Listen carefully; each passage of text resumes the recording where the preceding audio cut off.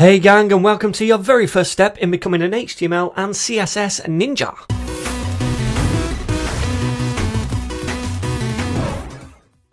Okay then gang, so I've decided to do a complete update of my HTML and CSS series and bundle them into one complete beginner-friendly course because I think the old playlists are a bit out of date now, about 4 years old, and I wanted to rebuff them to include some more modern features. And I also want to keep this channel really accessible to new developers, and I wanted to create a kind of entry point, a series for new front-end developers to come along and get the basics, the lowdown of HTML and CSS. So if you're a new web developer, this is the place to start. So rather than do a whole course for HTML and a whole separate course for CSS, I've bundled these two together because they do go hand in hand very much. So this course is designed to get you up and running with both of these, HTML and CSS, in no time, so that pretty soon you can start making your own awesome websites.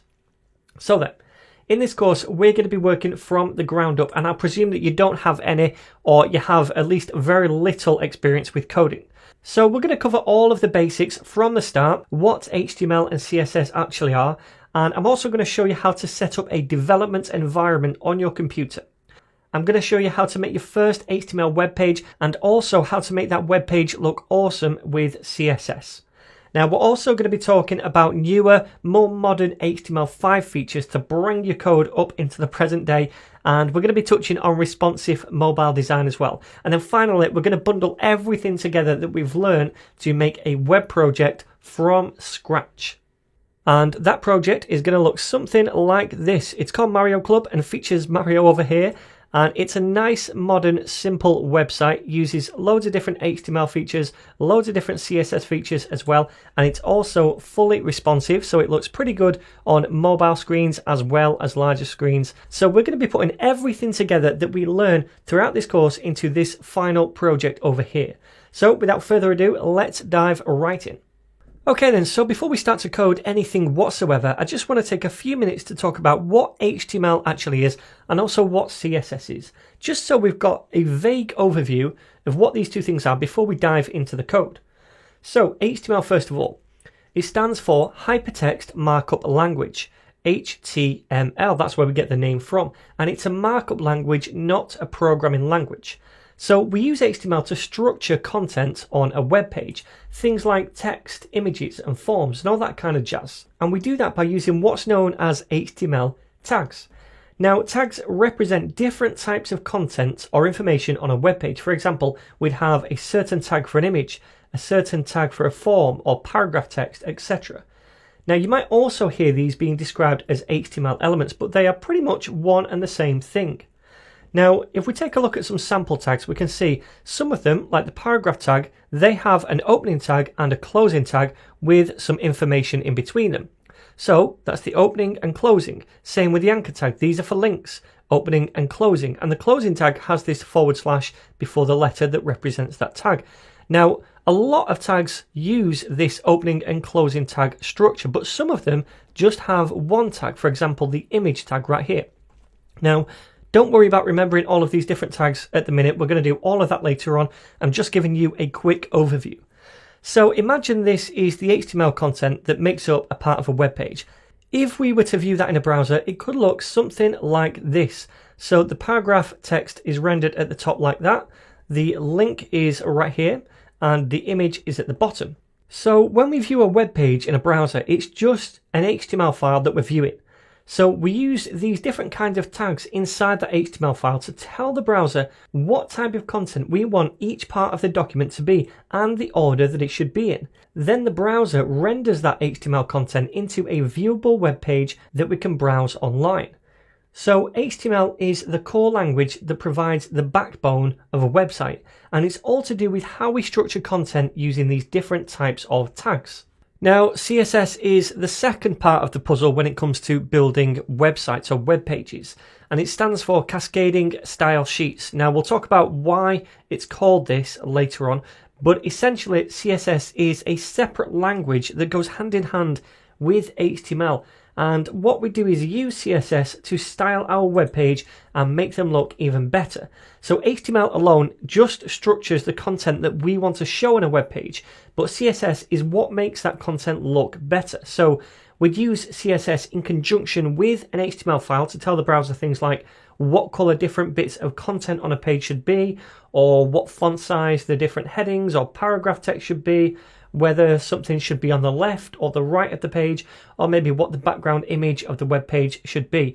So whereas HTML is very much to do with providing the actual content and structure to the browser, CSS then takes on the role of styling that content. So much like a builder would form the structure of a house, a painter and decorator would then come in and style it to make it look nicer. So imagine we had some HTML before CSS applied to it. It might look like this in the browser, and then CSS applied to it, it would look like this in the browser. So much, much nicer. So these are the two languages that we're going to be looking at in depth in this course. And by the end, you should be able to use both of them to build your own well-structured websites, which look awesome as well.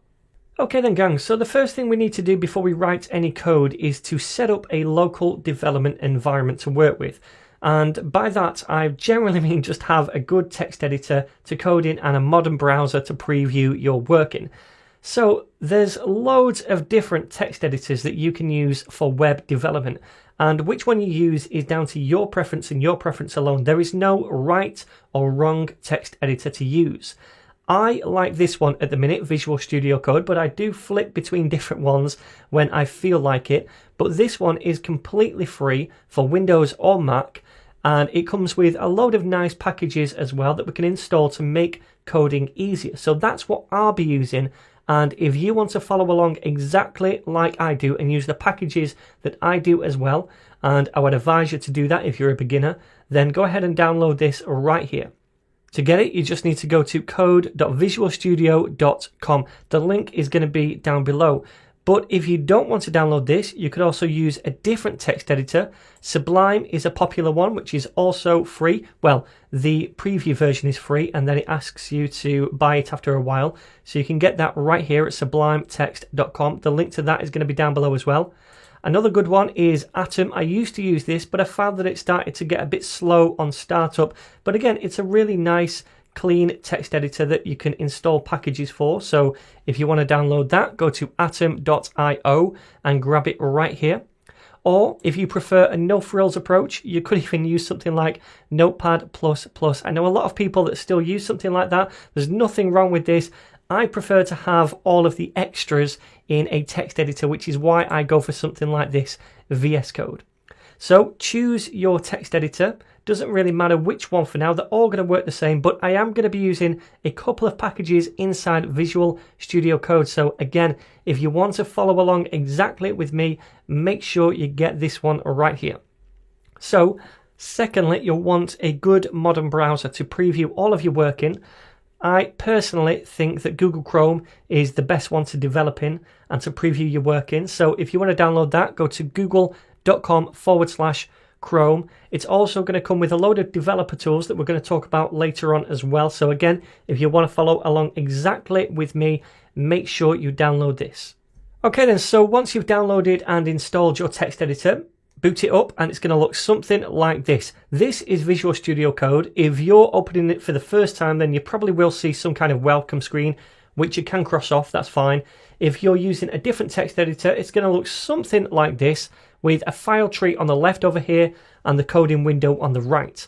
So what we need to do first of all inside Visual Studio Code is to open a folder. So let's open one. I've already created a folder, nothing inside it, so I'm going to select that for now, and we should see that over here. So this is the welcome screen again. I'm going to cross that off, and now we can start to create files inside this folder. So typically, when we open a folder inside Visual Studio Code like this, that folder could represent our project or website, and then all of our different files like HTML and CSS would go inside this folder on the left over here.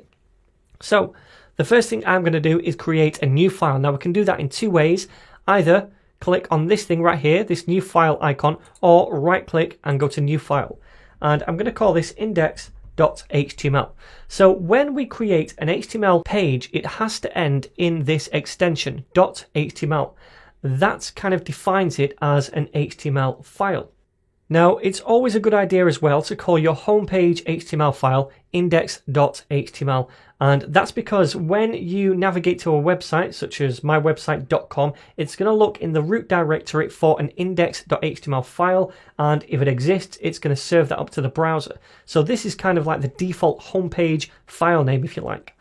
Okay then, so now we have our first HTML page. We can actually start to write some HTML code inside it. So again, remember, this is just going to be a series of tags inside this file, and those tags represent different things. Now, the first tag we should always use is the doctype tag, and that defines this document as an HTML5 document and tells the browser this so it can render it correctly. So to do that, open your angle brackets. That's how we open a tag or start a tag.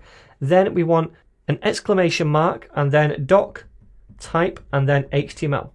So this is a tag called doctype, and it's a very peculiar type of tag. It's probably the only tag that starts with this exclamation mark inside it, and it basically just says, look, this is an HTML tag. So always put that at the start of your HTML files. Now, the next thing we need to do is an HTML tag. So HTML like so. And notice this, whenever I create a tag inside VS Code, then it automatically creates the closing tag for me, which is nice. So this HTML tag right here, this is kind of like the root tag of our documents. We have this at the top, then we have an HTML tag which surrounds everything else. Now inside here, we also have a head tag, so let's do that. And I'm going to come back to that in a second, but also a body tag. Now the body tag, everything inside this is the stuff that actually gets rendered to the browser. So the things that we see in the browser. Now, stuff inside the head over here, this is just extra information about the website, such as metadata or a title that goes at the top of a browser over here. This thing here at the top of the tab, this is the title. So we can specify things like that inside the head, but none of this actually gets rendered to the page itself that we can see inside the browser. That all goes inside the body tag. So let's start with this head and let's just create a title tag first of all, and remember this title is what defines this stuff in the tab. So let's call this learning HTML and save it, and now we want to preview this in a browser. So what we could do is right click over here and we could go to reveal in Explorer, and then we get this window over here. If you double click on an HTML file, it's going to open that up in a browser for us, and we can see the path to this HTML file. Now this is using the file protocol, and we can also use something else called a local development server so that we can view this over an HTTP protocol, which is what we actually view websites on, but I'll show you that later. For now, we're just previewing this HTML file over here in the browser. Now there's nothing inside the page, just a blank canvas at the minute, but we do see this title at the top, Learning HTML, and that is coming from here where we specify it. Okay then, so that's the title. Now let's actually add some content to the body, the stuff that shows inside the browser. So what I'm going to do is create a p tag first of all. Oops, not in capitals, so lowercase p. Now I want you to notice another thing that I've been doing here. Notice I've been indenting these tags right here. So I've not started them over here and over here, I've indented them. And that's a convention when you're writing HTML files. You don't have to, it's still going to work exactly the same if you do this. However, for readability, it's always better to indent like that using tab. And actually in VS Code, whenever we enter down into a new tag, it auto indents for us because that's what we're meant to do. Okay? So inside this paragraph tag, I'm going to say hello ninjas, and I'm going to save this. And then in the browser, if we just refresh, we should see that right there, very small. So I'm going to zoom in so we can see that hello ninjas right there. So right now, if we want to make a change and then preview it, all we have to do is just add something over here. So I'll do another p tag like so. And then inside, I'll say my first web page. And then I'm going to save this first of all, Control S. And then over here, I'll have to refresh to see that. Now, I mentioned before that we could use a local development server to view this over HTTP instead of the file protocol. Now, you might not know what that means really, but basically HTTP is the protocol that we use to communicate with servers to view websites. Now, we don't really need to know that much about it at the time being, but if we install a package in VS Code over here to spin up a local development server, it means we can use that protocol. And what it also means is that when we save something over here, it's going to live refresh for us automatically so that we don't have to. So it's much easier to save and preview without having to refresh the page. So I'm going to show you that package. What you want to do is click on this bottom icon down here for the extensions in VS Code, and then you want to search for this live server package just up here. So search for live server like that. Now I've already got that installed. So if you click on it, there should be an install button right here instead of uninstall, and if you press that, it's going to install it to VS Code for you. After it's installed, it might prompt you to restart VS Code, so do that and then come back to your file. Now to get back to the file tree over here, just click on the top icon over there. Now once that's installed, what you can do is right click anywhere inside an HTML file. It has to be an HTML file because that's what we view in a browser. And then we can go down to open with live server. So if I click this, then it's going to open up a browser over here, and now you can see it's exactly the same content, but this time we're using an HTTP protocol and we're serving this on this right here. This is otherwise known as localhost. You don't need to know the ins and out of this just yet. Just know that we're using now what's known as a local development server, and that's how simple it is. So now if we make a change, so I could change this to hello world and save that. I don't have to refresh over here. It automatically refreshes for me every time we make a save to the file. So that's nice, and that's how I like to work. Now you don't have to use this. Instead, if you prefer to just open it up like this, how we did before, that's absolutely fine as well. You'll just have to keep on refreshing if you want to see the page update. Okay then, so now we've created this simple HTML file over here, and that is all there is to it really. It's just a series of different tags that make up a web page. Now, we're going to see more tags later on, but for now, in this video, there's one more thing I'd like to show you, and that is how to inspect an element inside the web page. So, what I mean by this is right-clicking something and then going to inspect at the bottom. Now, when you do this, it's going to open up something that looks like this on the right side of the page. So let me just zoom in. And we can see right here that we have our HTML outline. So it's showing us the HTML right here. Ignore this. This is being injected by the live server package we installed. But this right here, this is our HTML that we created. So this whole thing that opened up over here, this is the Google Chrome Developer Tools panel. And there's loads of different useful stuff inside here that's going to help us to develop websites. And we're going to take a deep dive into this and the different useful things that it provides later on. For now, I just wanted to show you how you could right click an element over here, inspect it, and that's going to show you the code over here in the Developer Tools panel.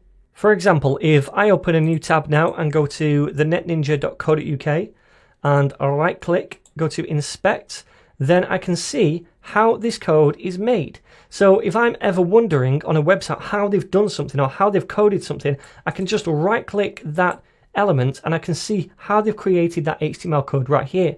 And again, I can use all of these different features inside the developer tools to kind of reverse engineer this website if you like. So again, we're going to take a look at this in a lot more depth later on. For now, I just wanted to introduce you to it. Okay then my friends, so that is your introduction to this course, HTML and CSS, and we've learnt a few things. First of all, we've seen that HTML is a markup language to structure content on a web page, and I also said that CSS was a language that we use to style a web page, and the two work together in tandem. Now we've also seen how to use VS Code to open a project folder and create our first HTML file. We've talked about what tags are a little, and we've seen a couple of basic ones in action. And we also know that the body tag is for visible page content and the head tag is for page information like the title. Finally, we've seen how to preview a web page in a browser, either by double clicking on that HTML file in the File Explorer or by using a local development server with a live reload. So next we'll dive deeper into the language and we're going to talk more about all of these different HTML tags that make up a web page.